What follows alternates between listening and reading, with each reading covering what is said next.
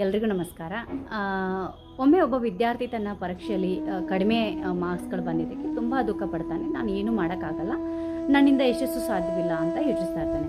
So ಅವನ ತಂದೆ ಒಂದು ಪೆನ್ಸಿಲ್ ಕೊಟ್ಟು ಹೇಳ್ತಾರೆ, ಈ ಪೆನ್ಸಿಲ್ನಿಂದ 5 ಪಾಠಗಳನ್ನು ಕಲಿತ್ಕೋ. ಮೊದಲೇದಾಗಿ ಪೆನ್ಸಿಲನ್ನು ಯಾರೋ ಕೈಯಲ್ಲಿ ಹಿಡಿದಾಗ ಮಾತ್ರ ಅದು ಬರೆಯುತ್ತೆ. ಸೊ ಅದೇ ರೀತಿ ವಿದ್ಯಾರ್ಥಿಯ ಜೀವನದಲ್ಲಿ ಶಿಕ್ಷಕರು ಮತ್ತು ಪೋಷಕರ ಮಾರ್ಗದರ್ಶನ ತುಂಬ ಮುಖ್ಯ ಆಗುತ್ತೆ. ಇನ್ನು ಎರಡನೇ ಪಾಠ ಏನಾಗುತ್ತೆ ಅಂದರೆ, ಪೆನ್ಸಿಲ್ಗೆ ಆಗಾಗ ಶಾರ್ಪ್ನಿಂಗ್ ಬೇಕಾಗುತ್ತೆ. ಅದು ಸ್ವಲ್ಪ ನೋವು ಕೊಟ್ಟರು ಇನ್ನೂ ಚೆನ್ನಾಗಿ ಬರೆಯುತ್ತೆ ಅಂತ. ಸೊ ಅದೇ ಥರ ನಮ್ಮ ಜೀವನದಲ್ಲಿನ ಕಷ್ಟಗಳು ಕೂಡ ನಮ್ಮನ್ನು ಉತ್ತಮ ವ್ಯಕ್ತಿಗಳನ್ನಾಗಿ ಮಾಡುತ್ತೆ. ಇನ್ನು ಮೂರನೇ ಪಾಠ ಏನಂದರೆ, ಪೆನ್ಸಿಲ್ ಮಾಡಿದ ತಪ್ಪನ್ನು ಅಳಿಸಿ ಸರಿಪಡಿಸ್ಬೋದು. ಅದೇ ರೀತಿ ಜೀವನದಲ್ಲಿ ತಪ್ಪು ಮಾಡೋದು ತಪ್ಪಲ್ಲ, ಅದನ್ನು ಸರಿಪಡಿಸದೇ ಇರುವಂಥದ್ದು ದೊಡ್ಡ ತಪ್ಪು. ಇನ್ನು ನಾಲ್ಕನೇದು ಏನಂದರೆ, ಪೆನ್ಸಿಲಿನ ಹೊರಭಾಗವಲ್ಲ, ಒಳಗಿನ ಲೆಡ್ ಮುಖ್ಯ ಆಗುತ್ತೆ. ಹಾಗೆ ನಿಮ್ಮ ಸೌಂದರ್ಯ ಅಥವಾ ಹಣವಲ್ಲ, ನಿಮ್ಮ ಜ್ಞಾನ ಮತ್ತು ವ್ಯಕ್ತಿತ್ವವೇ ಮುಖ್ಯ. ಇನ್ನು ಐದನೇದಾಗಿ ಹೇಳಬೇಕಂದ್ರೆ, ಪೆನ್ಸಿಲ್ ಎಲ್ಲಿಗೆ ಹೋದರೂ ತನ್ನ ಗುರುತು ಬಿಡುತ್ತೆ.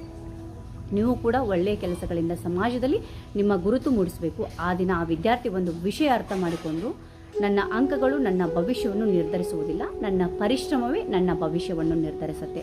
ಸ್ನೇಹಿತರೆ, ಇಂದು ನೀವು ಎಷ್ಟು ಬಾರಿ ಸೋತಿದ್ದೀರಿ ಎಂಬುದು ಮುಖ್ಯವಲ್ಲ, ನೀವು ಮತ್ತೆ ಮತ್ತೆ ಎದ್ದು ನಿಲ್ಲುವ ಧೈರ್ಯ ಹೊಂದಿದ್ದೀರಾ ಎಂಬುದೇ ಮುಖ್ಯ ಆಗುತ್ತೆ.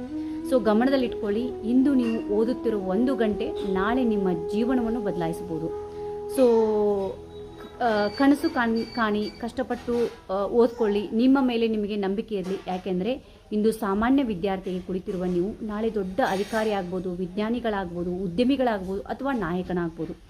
ಕೊನೆಯದಾಗಿ ಹೇಳಬೇಕಂದ್ರೆ, ಯಶಸ್ಸು ಅದೃಷ್ಟದಿಂದ ಬರುವುದಲ್ಲ, ಪ್ರತಿದಿನ ಮಾಡಿದ ಸಣ್ಣ ಸಣ್ಣ ಪ್ರಯತ್ನಗಳಿಂದ ಬರುತ್ತೆ. ಇದು ನಾನು ನಂಬ್ಕೊಂಡಿರುವಂಥ ತತ್ವ. ಈ ವಿಡಿಯೋ ನಿಮ್ಗೆ ಇಷ್ಟ ಆಗಿದ್ರೆ ಲೈಕ್ ಮಾಡಿ, ಶೇರ್ ಮಾಡಿ, ಸಬ್ಸ್ಕ್ರೈಬ್ ಮಾಡೋದನ್ನು ಮರಿಬೇಡಿ. ಧನ್ಯವಾದಗಳು.